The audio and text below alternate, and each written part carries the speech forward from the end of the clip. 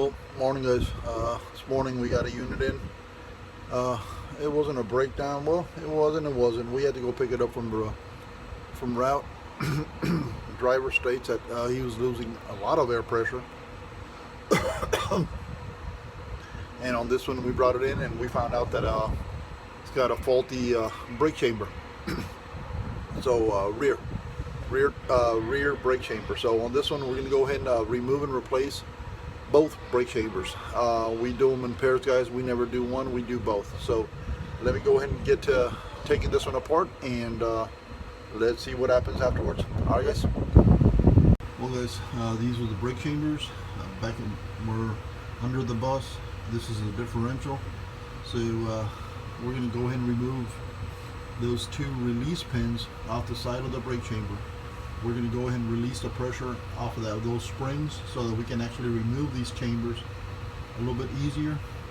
Right now the spring is actually applying the brake, so we have to do it one at a time. So at the one side the brakes stay applied while we undo the other. Get this one back on, adjust the brake so to where it stops these wheels, and then we go ahead and continue with that side. So right now let me go ahead and remove this one. Like I said, I'm going to remove that pin, undo, insert it in the back of that brake chamber and release all that spring tension off of it so I can remove it.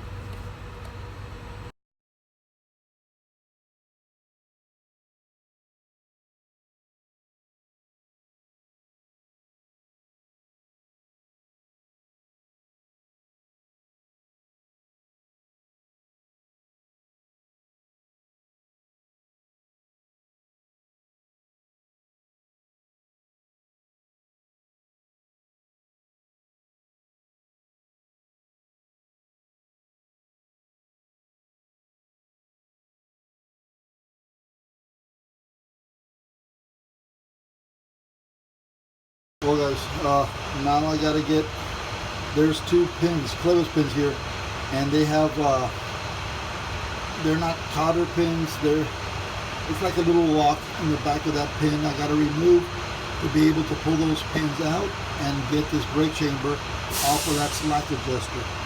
After that I gotta get these two hoses, supply hose and release hose, off so that I can go ahead and pull this brake chamber off. And then we'll go ahead and go outside and cut the new one down to length and get it ready to be installed. So let me get this one done.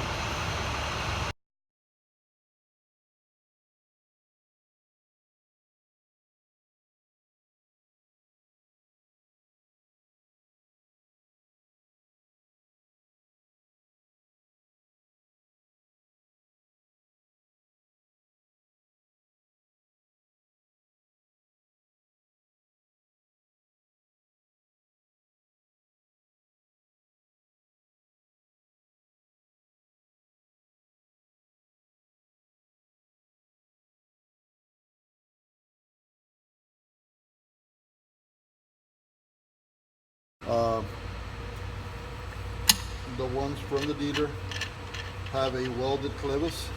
This is non-adjustable. The aftermarket ones you get have a longer rod. It's a cut to size, and as you can see, this is a fully extended, or the spring is actually pushing on the push rod. It's all the way out, so we have to cut this one, and this clevis has to be more or less in the same, at the same height. So on this one I'm going to measure the distance between this and this. Whatever it is, I'm going to take off 3/8 of an inch to accommodate, to make up for this collar. I'm going to cut it with a shop saw and then come back and get it ready for installation. On this, what we do is we take this lock nut, push it all the way to the bottom. So after we cut it, we use this nut to kind of run it up and down the threads to kind of clean them out, make it easy for us to screw this little clevis back in place. So we got to drop this sucker all the way to the bottom before we cut.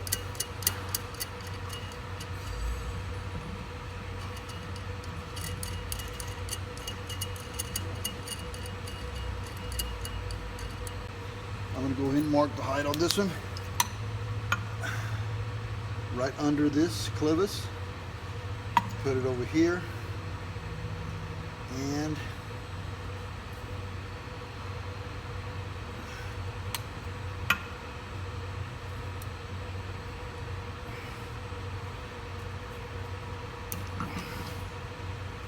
that there's our mark.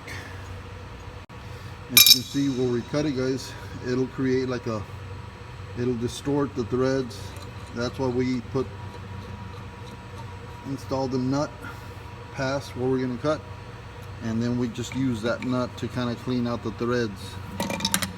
We back it out.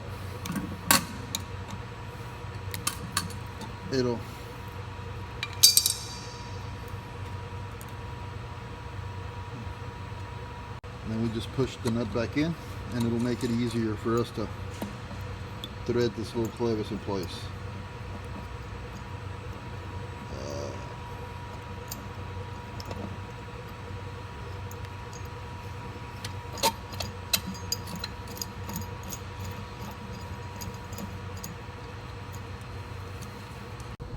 Now here, guys, all we got to do is reconnect those air hoses, the spring brake and the supply, so that we can go ahead and get that brake chamber back in place.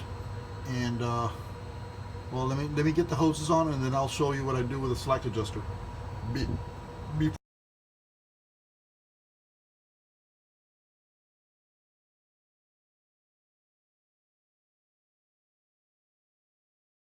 So what I'm going to do here is I'm going to really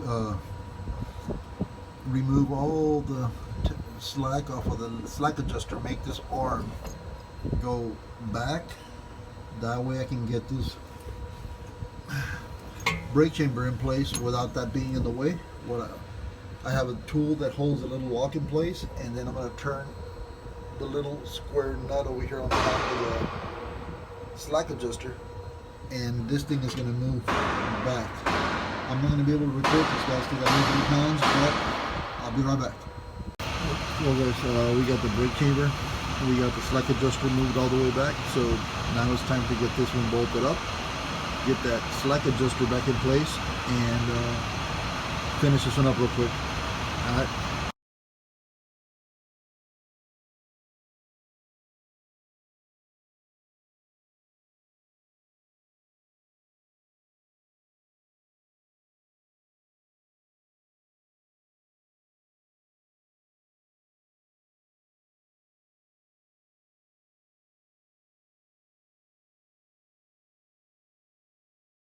Well, guys, one brake chamber down, one to go, and well, the other one I'm just going to go ahead and do it in time lapse. I'm just going to show you one thing on the clevis over here. I'll show you in a bit.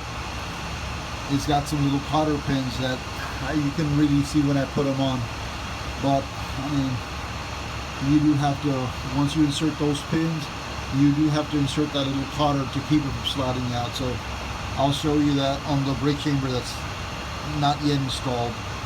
But that was it for the left side. All you have to do is get the right. Well, guys, these are the pins I couldn't show you when I was installing them. That's what holds this little pin in place. And this is the other one here.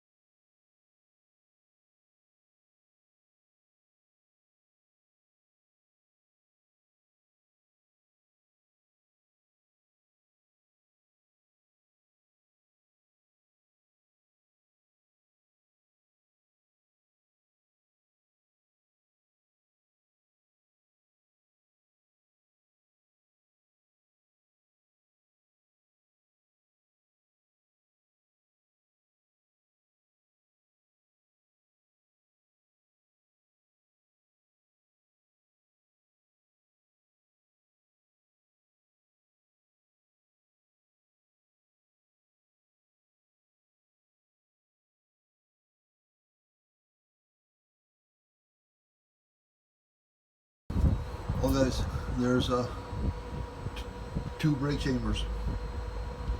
I'm gonna go ahead and call this one done, guys, and well, like and subscribe.